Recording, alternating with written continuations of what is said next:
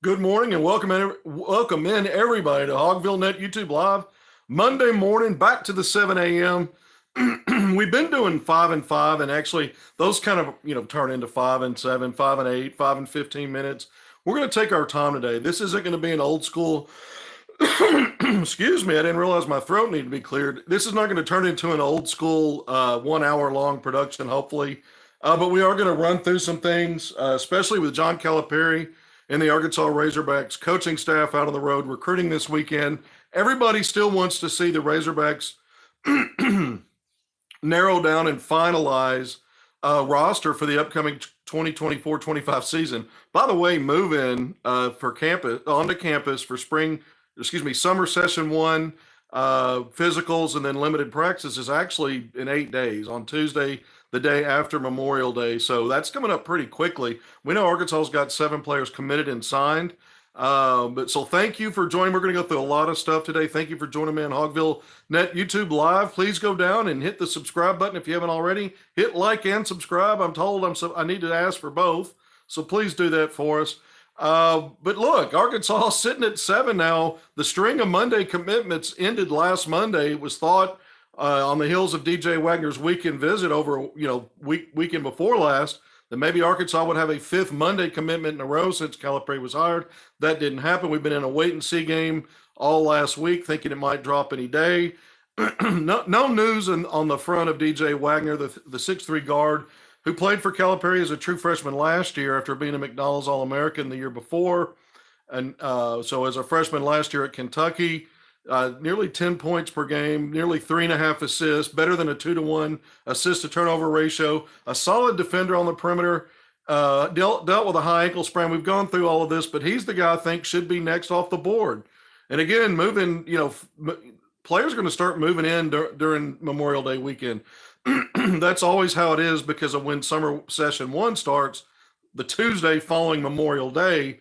And so in this era, if you can get your players on campus for summer session one, get them a head start on their credits, wherever they are, if they're transferring in the portal, you get to count all that towards the academic progress. Plus, you have your limited practices that can start. So for multitude of reasons, you want as many on campus as possible. Arkansas is just one at 7 players, scholarship players committed / signed. I mean, you got 6 more you could potentially go. So you don't really have a full roster. Now, in terms of what Calipari's talking about with 8 or 9 guys, and he's going to limit it to 8 or 9, I guess you could look at it that way and say they're pretty close. Still seems a little bit odd and hard to get used to, the idea of only 8 or 9 players and a walk-on and Chandler Lawson, to help in practice. But having said that, DJ Wagner, I still believe will be the 8th guy or a guy that's privately committed based on what I'm told, and it's just taken a while for this to become public.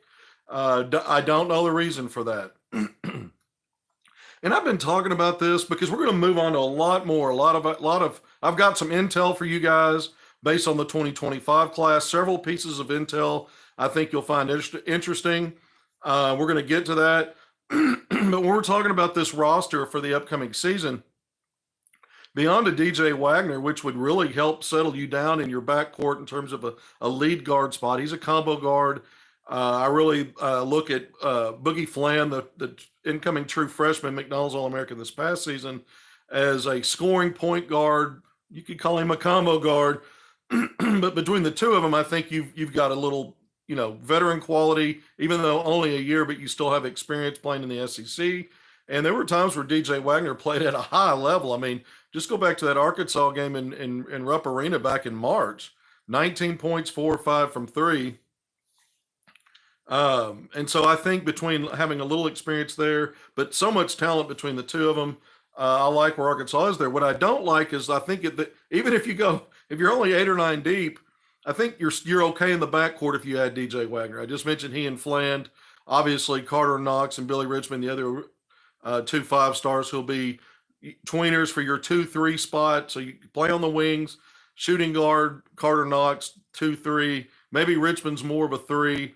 And then Adu Thero, the transfer from Kentucky, 6'8", is a 3-4. So he can help you on the wing. He could help you at that 4 spot in smaller lineups.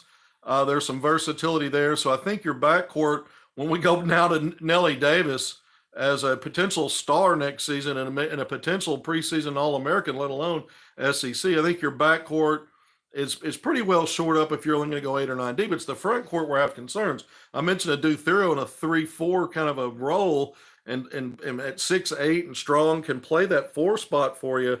But after that, I mean, you're down to 2 really good players. Jonas Adu, All SEC last year at Tennessee, and Big Z on the front line at your 5 spot. But I think combination 4 or 5, you're really dealing with just 3 players there: Thero, Adu, and Z.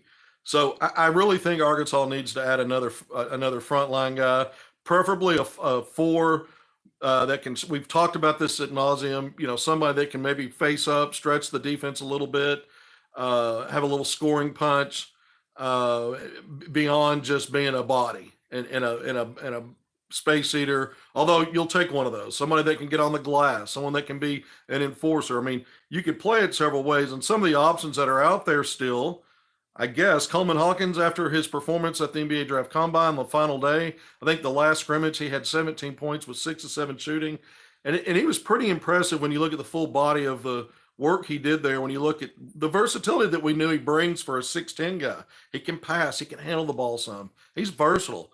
And that fits that framework on the NBA. Some guys might even project better for the pro game than they do the college game because of their skill sets and the spacing on the floor. And he certainly has the height and size at the NBA level at 6'10". So we'll see if he stays in the draft. He may just determine to stay in. I think that's what he wants to do is to go ahead and go pro. We'll see if there's anything that would dissuade him moving forward. Remember, the deadline is May 29th for players in the NBA draft pool to withdraw if they want to return and play in college. So the 29th is next Wednesday. That's 9 days from now. So it's a day after move-in day at the start of summer 1 at Arkansas. It's a day after that.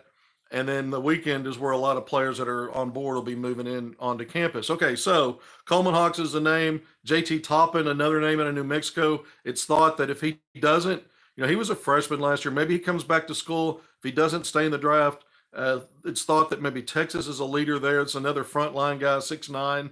Another one that I really like is Van Allen Lubin from Vanderbilt. Just visited last week. I think it was a midweek visit to North Carolina. The Tar Heels are really trying to close on him and some other frontline pieces after missing on some. As far as I know, coming into Monday morning, he still hasn't committed there. Maybe could there be something in play there? He's a guy that I think would fit great. 6'8", 4". There's some other names out there. Arthur Kaluma, Jalen Wells, Jameer Watkins. All of those guys are, to me, a similar build and position-wise are similar to me to a guy like a Duthero. There are enough similarities there that I don't know that they would factor into. They don't really give you much more size on your front court, and aside from Kaluma, they don't give you a ton of rebounding punch either. So I don't really consider those guys as much frontline pieces. Similar to how I look at a Duthero. I think he's a tweener, 3-4. Yeah, he can help there. He can do that. But so some of these other guys that are out there, there's some perimeter guys that can shoot a little bit, shoot well. I mentioned Jalen Wells. Jackson Robinson's a wing who can shoot from 3. We know that. Cam Christie, a guard who's a good 3-point shooter, is out there. Chaz Lanier, I guess, is still technically maybe out there. Wooga Poplar, who we've talked about a lot out of Miami, the 6'5" guard. So there's some names still out there when you're looking at it, but I'm just not sure where Calipari is going to turn. The other thing is, before we jump into the high school stuff, which is really what I'm going to spend most of the time on, we're almost 10 minutes in. Thank you for joining me on HogvilleNET YouTube Live. Please go hit like and subscribe. But the other 2 names that we talked about just a few days ago, international players that are projected to be, potential lottery picks in the 2025 draft, are Nolan Traore, a 6'4" guard out of France, and then Igor Demin, 6'8" combo guard wing out of Russia. And so these are highly regarded teenagers that would technically be class of 2024. So they'd be freshmen, just like Arkansas's 3 incoming freshmen would make up that freshman class. Their Calipari has some level of interest in both of those guys.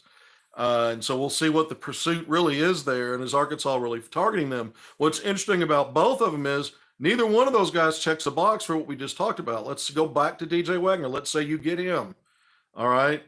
Neither one of those guys checks a box for your front line. However, at least Nolan Traore would check a box for you potentially as a combo guard if you miss on DJ Wagner or if you wanted to add depth there. I just think it gets really crowded when you're talking about Boogie Flan, DJ Wagner, and now a Nolan Traore. So I think there are a lot of question marks and moving pieces here, especially when you're talking about keeping your roster to 8 or 9. There's not a whole lot further to go with 7 on board.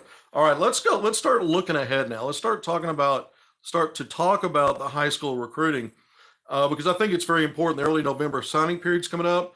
Let's not forget this. Even lately, John Calipari has been talking about some of these talking points have been, I can't sign as many high school guys as I have in the past.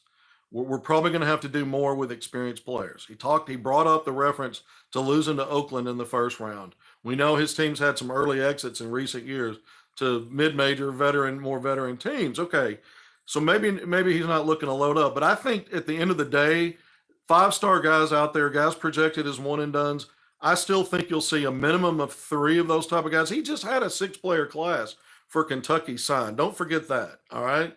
At minimum, I think he's going to sign 3 of those type of guys at minimum.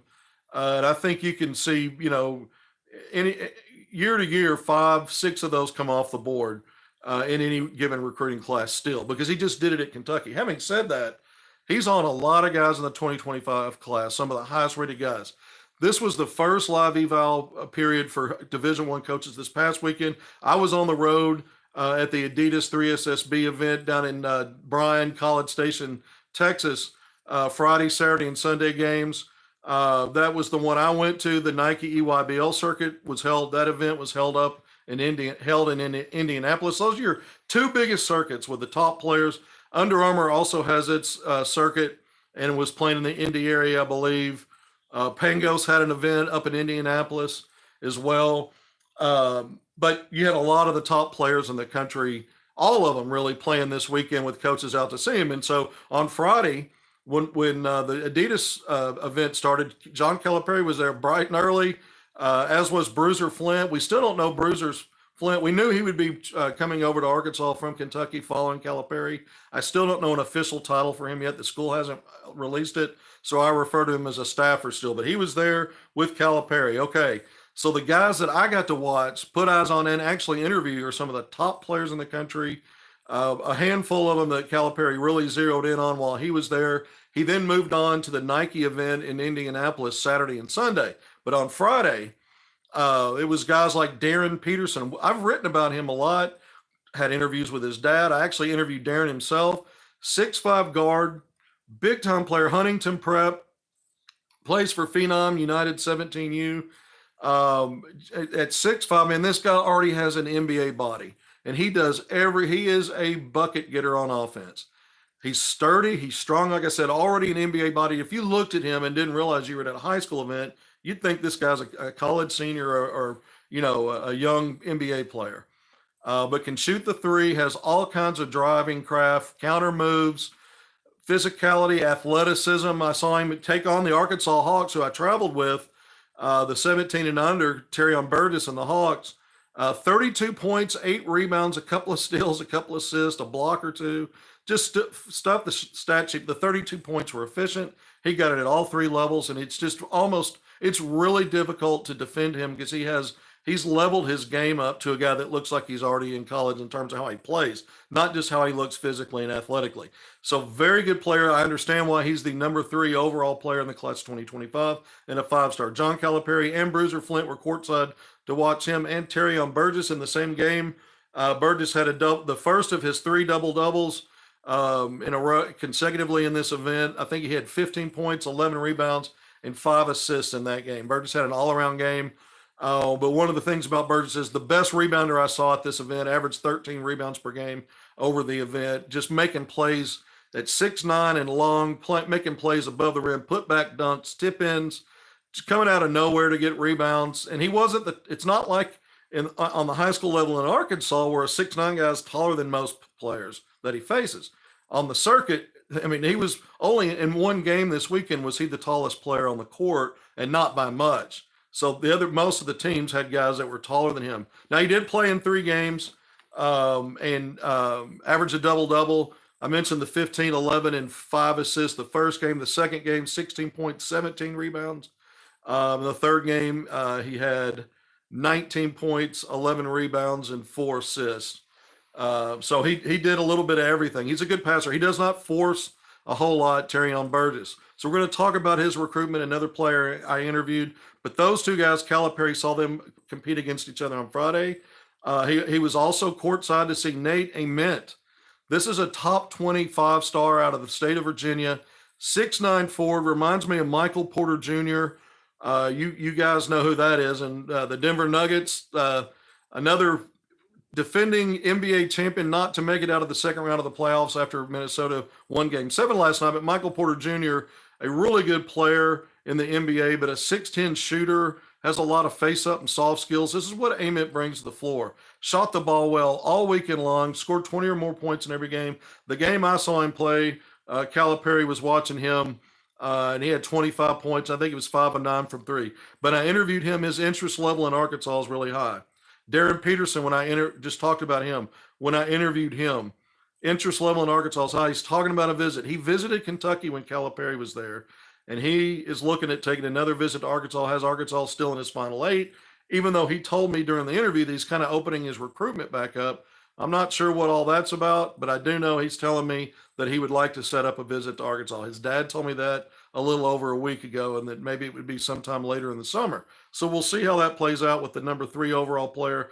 And Peterson, again, the number 1 shooting guard in the country. But going back to Nate Ament, I mean, this guy, again, 6'9", it looks like he's got a 7-foot plus wingspan, just a smooth operator on the perimeter. One of the smartest, he reminds me of Jalen Williams and how he plays 2-man game on offense with the high screens and how he plays and passes off of that. Quick decision maker, makes the right read, makes the right pass, not a selfish player. The difference between he and Jalen Williams is they're a lot. Again, this is more of a Michael Porter Jr. type in terms of build, more of a finesse guy, but man, his shooting is just outstanding at 6'9". This is a guy this is the prototype for the future of or the present actually. But when you look at college basketball, I think more and more we're going to see it shift even more and more to some of the stuff the pro game does. I think I'm not saying Calipari is going to play a more spaced out floor game, but this guy, no matter what style you play, Ament checks a lot of boxes in what he brings to the table. He's a gravity guy, and he's a guy you can run your offense through in the 2-man game out high. All right, so I really like him, and he likes Arkansas. He's already been talking to staffers at Arkansas. He mentioned Chin Coleman, some of the other assistants. Again, Calipari was courtside to see him. Another player, another top 5-star, Koa Pete, a 6'8" forward for the Compton Magic 17U. Calipari got he was really locked in on this guy on Friday afternoon. And Pete's there are a lot of Corliss Williamson elements to him. Just strong, kind of bigger than everybody, 6'8". Not as much of a skill guy, but another guy with, Corliss had a really high basketball IQ for a guy that was a space eater and did most of his damage around the basket. And Koa Pete's that way. He's been a big time part of Team USA summer events for the junior national team, and the success there. He's been one of the top players at Team USA at his age level. But you understand why he's the 5th ranked player in that 2025 class and a 5-star. But another guy, when I interviewed him, he said Cal reached out to him about a week after coming onto the job and said he really wants him in Arkansas. And he's also interested in taking a visit to Arkansas. So you had multiple guys here, top level guys. The names I just mentioned, Terren Burgess, the only one that's not a 5-star, but national number 36, a high level 4-star. And so from the event that I was at and what I know that Calipari saw, you understand why, having seen these guys in person, watching film on them, watching their highlights, having gone through all that, I get a sense that all of these guys are difference makers in year one. And that's what Calipari's always looking for in the freshmen he brings in. He wants difference makers on the first year, guys he can help get to the NBA. And that's the selling point. I can get you there, and you'll be a priority pick in the NBA draft if you come play for me. And the proof is in the pudding. It's always worked out, pretty much always worked out that way. Look at the track record. And so I understand his vision for it and why he zeroes in on certain guys. Okay, he saw other players at the event I was at. I'll circle back to some guys that stood out to me that whether Calipari recruits them or not, I really think are going to be good college players. Maybe even in the SEC, we'll see. But having talked about that, then I'm going to circle back and give you some intel on Terren Burgess, and then I'm going to flip over to some other guys at the Nike event, and I'm going to give you intel on the Boozer twins as well. But let's start there. Calipari, when he shifted to Indianapolis in the Nike event, we know Cameron Boozer, Cam Boozer, the 6'8" forward. He's the higher rated of the two. Top 5-star guy. Another big, 6'9", 6'10" guy. One of those that projects as an NBA draft lottery pick in a year after his freshman season of college. You understand why. I've lost track of his brother's name. I know it. I've gone blank on it. But his twin brother, and they're not identical twins, but they're twins. And his brother's a guard that's ranked in that 20 to 25 range in that 2025 class. Another really good player. I think these guys are probably a package deal. I think that seems obvious, but just super talented guys, and you understand why Cam is a 5-star. Carlos Bruiser, their dad, former Duke player, teammate of Ronnie Bird Jr., by the way, in the NBA, a couple of stops in the NBA. So there's relationships there. Arkansas was recruiting him under the previous staff. Again, Ronnie Bird Jr. has connections there. But I find it very interesting. Calipari made it a point to see those guys play multiple games while he was in Indianapolis. And so those were one of the 5-stars, but there were multiple. When we look back in the past 2 weeks, we saw offers publicly be announced for certain players out there. And we talked about these guys. AJ DeBonsa, the number one player in the 2025 class, 5-star, 6'9" forward. And he's the one that plays at Prolific Prep. Combo forward. Calipari got to watch him play on the Nike EYBL circuit.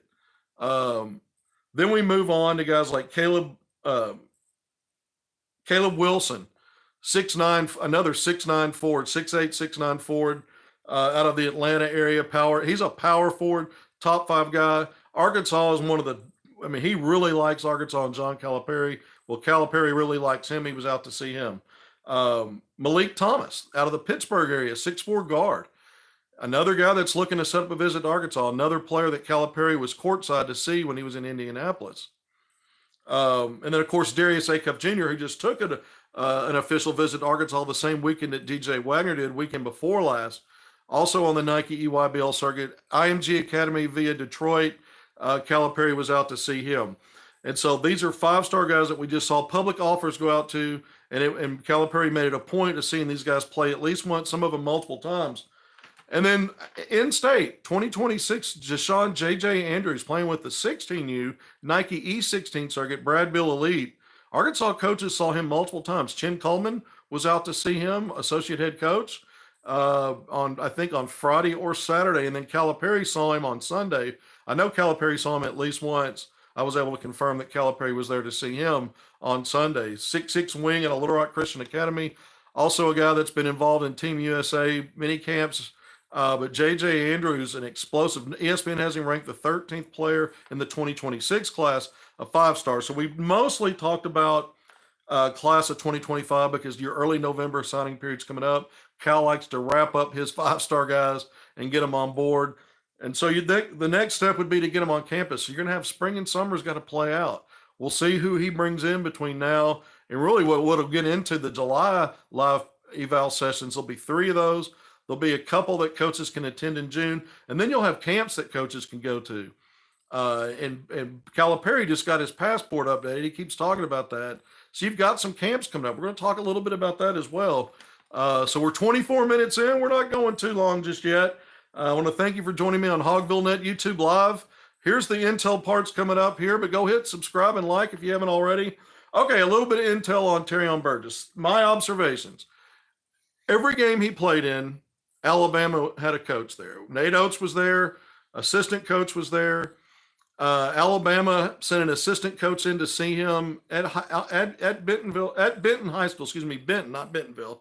At Benton High School, went to see him in Benton just a few weeks ago before the quiet period, and it was the only player this coach took a flight to see that day. The only player. Alabama's made Terren Burgess a priority from just my vantage point, what I'm seeing. I don't miss this stuff, and I'm telling you, they've kept him as a priority. They've made him a priority. I don't think the previous coaching staff, the way things were trending with EPM, Eric Patrick Melsman, looking to get out for months before he did. You could tell the in-state recruitment, some of the other recruitment had tailed off. Guys weren't being made a priority. You didn't see coaches coming down. And so I think there's a long way to go if John Calipari, I say a long way to go. He's the kind of guy that can make it, he can really change things quickly if it's something that he wants, if it's a direction he wants to go. Arkansas coaches, Bruiser Flint was at every game. Calipari was only there Friday, but he was at the only game that the Hogs had on Friday. He was courtside. We'll see what happens there. Maybe there's some momentum that can go there. But I'm telling you right now, just looking at it from my vantage point, I think Alabama's the team to beat for Terren Burgess. And you understand why with the success that team's had. They play in the SEC. He is a big-time player that's only scratching the surface. And we'll see. Calipari's going to have his pick of the litter, right? He's going to get high-level guys. We'll see if Terren Burgess is a guy that checks a box for that staff and how hard they pursue him and how much ground and how hard. Because I think Calipari is the best in the business and making up ground quickly. If it's a player he covets and wants, it may be hard for Burgess to say no to staying and playing for the home state Razorbacks. And I know for the longest time that was a desire for he and his family. But he's also got a career to think about. Speaking of which, a lot's going on. Burgess will be in Atlanta for another Adidas 3SSB event next weekend. Then he'll be in a mini camp, stay in Atlanta for a mini camp for a couple of days. Then he's off to Europe for a second consecutive spring or summer, however you want to frame it now, for Adidas Euro camps. You're going to have the top players on the Adidas circuit, a lot of the top international players taking part in that. A lot of future, not so far in the future NBA draft hopefuls, including Terren Burgess. So he's got that. And then when he gets back through mid-June, through the end of the first week of June to mid-June, he'll be at the MBPA, the prestigious MBPA Top 100 camp, which is also the top players in the country. So Burgess has got a lot on his plate coming up. We'll see where things land or stand with Arkansas's coaching staff with him. So, I didn't go through all that to preach about what Arkansas should do. I'm just talking about how things are laying out and might look right now. And now it's up to that staff to determine what are their priorities. If he's one of them, I think Calipari is one of the best closers in the business, and I would favor Arkansas at that point. If they're not, then they're not. But if not, I think Alabama's in the lead. Look, and a lot of schools have stayed on and really prioritized Terren Burgess. Ole Miss, Oklahoma, several other high majors. Over time, a lead was pursuing him and sending folks in at various times. So he's got a lot of options out there. But having gone through that, the other intel I want to bring is on the Boozer twins.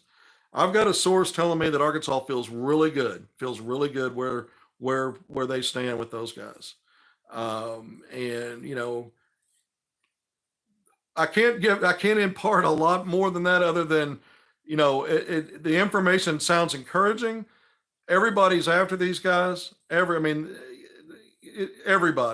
And so we'll see. We'll just see. But I think Arkansas feels like it's in great shape for the Boozer twins. Get them on campus. I don't know. I think that's all part of any process. Typically, it's certainly been Calipari's process, even with guys out of the portal, the guys he signed at Kentucky, and guys he's bringing with him from Kentucky. And just this next roster, he's brought them all to campus. And so that's what you're really looking for next. If Arkansas feels like it's in great shape with the Boozer twins, well, then I think you got to get them on campus. I think that's the next thing. So we're paying attention. Does that actually happen? But I think Arkansas might be in a really good position with those guys based on what I'm hearing. So I can't give details on it, but I'm giving you a nugget. I think just some intel that Arkansas feels good, feels great. feels like they're in a great spot to figure that one out. We'll see. Um, so we went through really, when we start looking at class of 2025, again, I know people are like, man, I'm still thinking about this roster. Of course. But you also need to look ahead because it's not that far ahead. Again, the early signing periods in November, that's where Cal gets most of his guys. Not all of them, but he'll get a good number of his high school guys to be on board and sign. And even though that seems like several months away, these players are busy all summer with camps, different events, and then school starts up. Terren Burgess told me he wants to have his commitment out of the way when school starts and then sign early. I mean, that's one example. So some of these decisions will be actually made and worked out in some of these visits in the next couple or 3 months before, and then some of it will be in the fall. When I talked to Koa Pete, he talked about coming and visiting Arkansas in the fall. But again, all that lines up for a November signing period for a lot of these guys, and some of them may drag it out longer. But I know Calipari's wish list is always to get them sooner rather than later. And again, you're talking about most of the guys he's after are one and done projected kind of guys. And so he's, when you look at guys like Jonas Adu on this roster, Nelly Davis, and some of the experienced guys he's bringing with him from Kentucky, you see that Calipari also understands spring recruiting is very important when you're talking portal. Well, the portal options are dwindling. We went through some of those. And with this first live eval session out there, I got a sense being around coaches. I talked to a lot of coaches every year I do this. Talk to a lot of them. You could see a little extra pep in their step and some energy. And I think the reason for that is that they're different kinds of recruiting.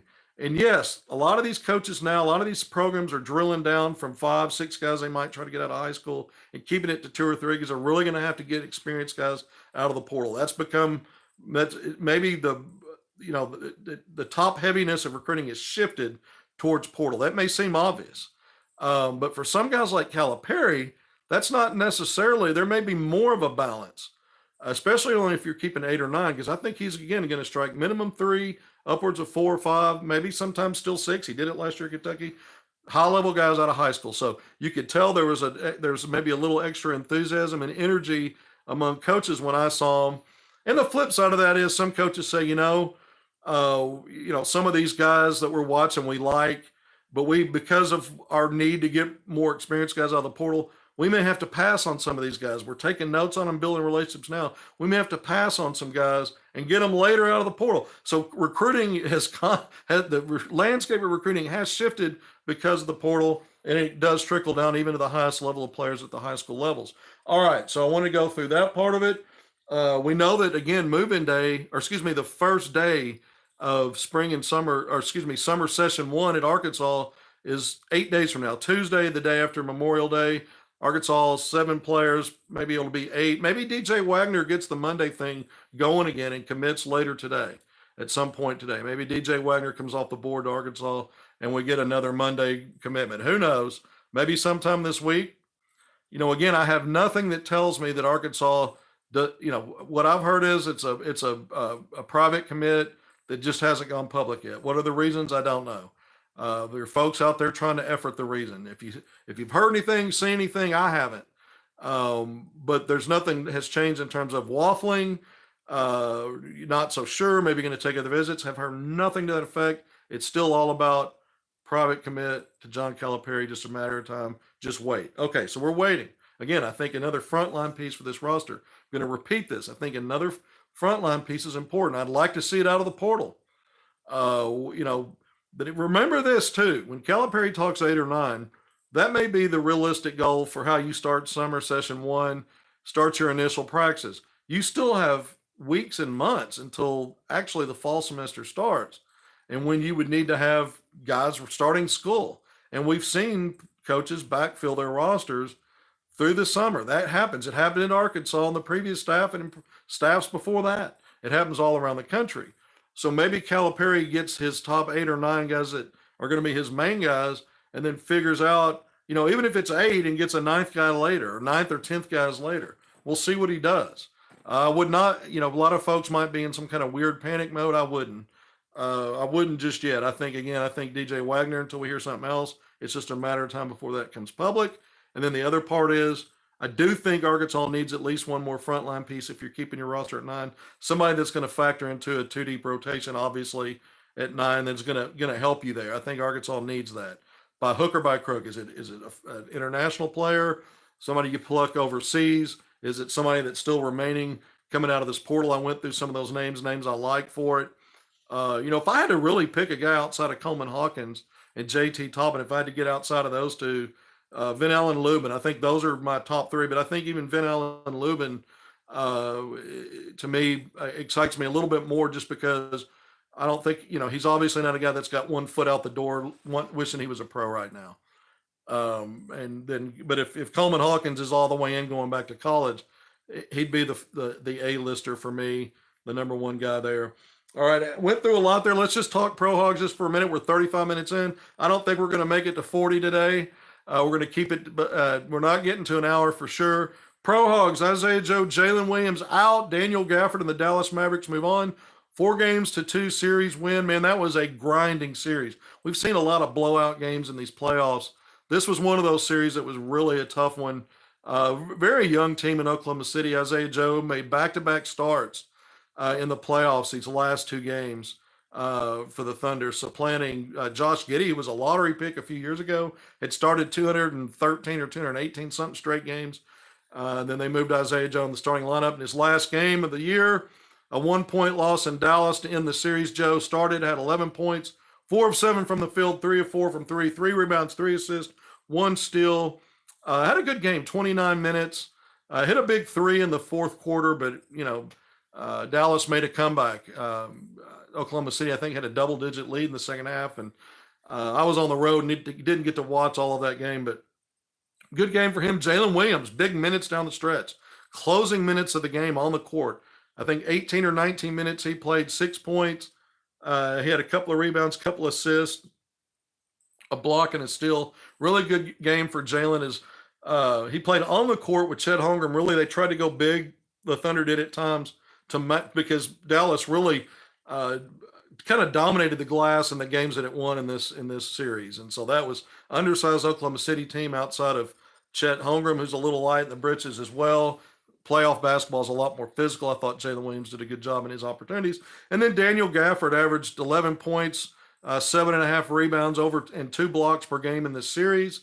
And the Mavericks move on to play the Minnesota Timberwolves in the Western Conference Finals. It's the second time in the last 3 years that the Mavericks have been in the Western Conference Finals, losing 3 years ago to the Golden State Warriors, who would go on to defeat the Celtics in the NBA Finals with Moses Moody as a rookie contributor in those Western Conference Finals. Now we'll see another Hog be a contributor. Daniel Gafford's been a starter for the Mavs in a conference finals. And then on the other side, you've got the Celtics again and taking on the Indiana Pacers, who knocked off in Game 7 on the road, the New York Knicks, injury-depleted Knicks. So you still have 2 Razorbacks in these playoffs now that you're down to effectively a Final Four. Eastern Conference Finals, Western Conference Finals. Jordan Walsh with the Celtics, rookie, has seen a little bit of mop-up duty in a couple or 3 games in the playoffs, scored a field goal in garbage time, a little drove baseline and got a little reverse layup. It was a nice move. And, of course, Gafford, who's didn't have the best opening series against the Clippers. It was a tough series, and I think he's acclimated to the difference in the game. The regular season in the NBA and the playoffs, much, much different. Fewer fouls called, a lot more physical, and it's just a tougher brand. It takes me back to the old 90s, a little bit, not the same, but during the regular season, they'll blow a whistle if you just look at a guy strangely. All right, so 38 minutes. We're going to wrap it up. Thank you for joining me on HogvilleNET YouTube Live. Appreciate everybody. We love doing this. Love you for joining us. Go hit subscribe and like if you hadn't already. If anything breaks today, we're coming back on. We're going to go live. So even though we've done this, we're kind of setting the table for the week. I'm still going to do more of the abbreviated segments through the week, but I want to hit on several things because I'd spent a full weekend on the live eval sessions with the D1 coaches out there. And I'll wrap with this. Matt Painter, the head coach at Purdue, approached me. I've talked to a lot of coaches, but he approached me courtside, and we had a nice little 5-minute conversation about that experience that Purdue had playing Arkansas in an exhibition game to start the season. And I was laughing about it. I said, you talked about in the post game how that was like a Big Ten road game. It was going to help your team. I said, it helped you all the way to the national title game. And he just kind of smiled. He goes, you know what? It was a great opportunity, and it did help us. And I said, and in some senses, that win for Arkansas was kind of the national championship for the Hogs this year, because not much after that went right. So we chuckle at that. a little bit, but a lot of really good coaches out there. And you know, when you're watching these guys evaluate players, you understand, yeah, the landscape has shifted. It is a lot more about portal now, but you also see these coaches really doing their homework on some of these young guys, whether they're going to be able to go ahead and let's say they like 4 or 5 of them and they settle on 2 or 3. There's 2 or 3 more that they're going to really recruit really hard, build those relationships, and maybe they get them back on the other side in the portal later. So again, when you have these conversations with coaches, it's really fascinating to me because there's always something I can learn looking at it through their lens the best I can in a few hours that I spend with them on the road like this. So I love these opportunities. All right, I went 40 minutes. I was signing off and I didn't sign off. Thank you for joining me on HogvilleNET YouTube Live. Until next time, see you then.